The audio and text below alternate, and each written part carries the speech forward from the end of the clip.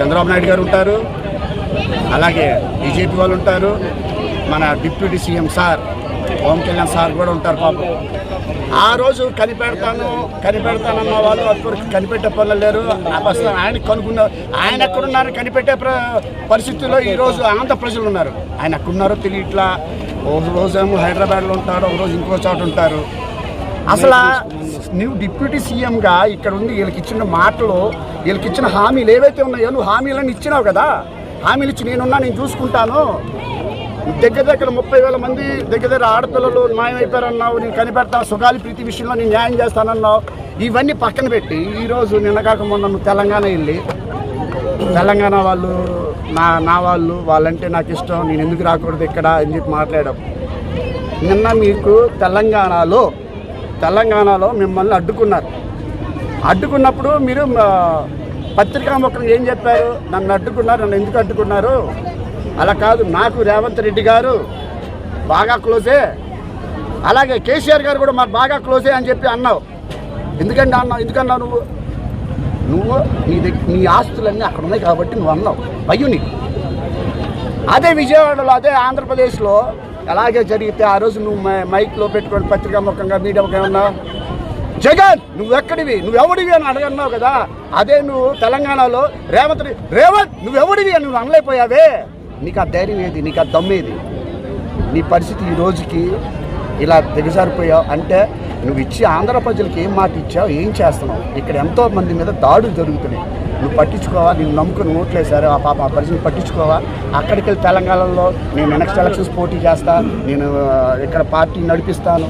అసలు ముందు ఇది చేసావు కదా, ఇది ఏడ్చిన తర్వాత ఏం చేయాలో అప్పుడు చూద్దాం. ఇది ఇక్కడ న్యాయం చేయకపోగా నువ్వు అక్కడికి వెళ్ళి నువ్వు వాళ్ళకి న్యాయం చేస్తా అంటే ఎవడు నమ్ముతాడు? ఇక మీకు తెలిసిన విషయం, ఈ క్యాపిటల్ విషయం అవుతుంది. అమరావతిలో బిల్డింగ్లు కడుతున్నారు, రేపు రానున్న వర్షాలకి ఏమవుతుంది ఎవరికి తెలియదు. అక్కడ కూడా రియల్ ఎస్టేట్ మోసలేదు అందానే 2 లక్షల కోట్ల రూపాయలు వెచ్చించి నువ్వు 2 లక్షల కోట్ల రూపాయలు వెచ్చించి అనవసరంగా ఆ నీళ్ళల్లో అక్కడున్న నదిలో అవన్నీ నువ్వు డబ్బులు పారబోస్తున్నావే. ఎవరి డబ్బు ఇది? ఎవరి డబ్బు? ప్రజల డబ్బు. ప్రజలు జిఎస్టీ రూపాన ఎంత డబ్బు కడుతున్నారు. మేము చెప్పాం, మావిగన్ మీద చాలా స్ట్రాంగ్గా ఉన్నాం. కావాలంటే ప్రజలందరూ కూడా ఒక్కసారి ఆలోచించండి. మావిగన్ విషయం చాలా నిర్ణయం ఏంటంటే చాలా న్యాయపరమైన నిర్ణయం. మీరు చెక్ చేసుకోండి. కారిడార్ ఉంది, మచిలీపట్నం కారిడార్ ఉంది, Vijayawada commercially very good, Guntur కూడా ఫర్టిలైజేషన్ పాయింట్ ఆఫ్ వ్యూ కానీ, పొగాకు కానీ, అలాగే మిర్చి యాడ్ వాళ్ళు కానీ అవన్నీ చూసుకున్నట్లయితే మంచిగా మనకి రాబడి వచ్చేటువంటి మనకి సోర్సెస్ కావాలి. ఇప్పుడు నువ్వు ఒక గవర్నమెంట్ రన్ చేయాలన్నా, ఒక క్యాపిటల్ రన్ చేయాలన్నా నీకు సోర్సెస్ కావాలి. సోర్సెస్ అక్కడే నువ్వు వెళ్ళి అక్కడ డబ్బులు పెట్టావు. అసలు నిజంగా చెప్పు, అమరావతిలో నీకు బస్ స్టాండ్ ఉందా? నేను వెళ్ళాలి అమరావతికి, బస్ స్టాండ్ లేకపోతే నేను ఎక్కడ దిగాలి నాకు చెప్పు. క్యాపిటల్ ఏది? క్యాపిటల్ బస్ స్టాండ్ కూడా లేదే నీకు. ఒక ట్రైన్ ఫెసిలిటీ లేదే, అసలు కనీసం ఒక హోటల్ ఫెసిలిటీ లేదే. కనీసం ఎవరికైనా ఆకలి తినడానికి రోడ్డు మీదకి వస్తే ఏమి దొరకని పరిస్థితి.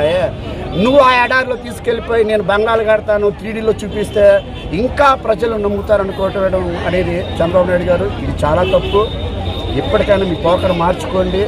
మీ యొక్క సొంతంగా మీ నాయకులు ఎవరైతే ఉన్నారో మీ ఖాతాలో వాళ్ళకే స్వలాభం చేయకుండా, ఎందుకంటే ప్రజల దగ్గర కూడా ఒక తప్పు ఉందండి, సర్దుకుపోయే మనస్తత్వం ఉన్నప్పుడు ఇలాంటి ఎన్నో మోసాలు జరుగుతుంటాయి. మేము చేసాం, ఏది పెట్రోల్ విషయంలో కూడా ధర్నా చేసాం, 3 రూపాయలు పెరిగినాం.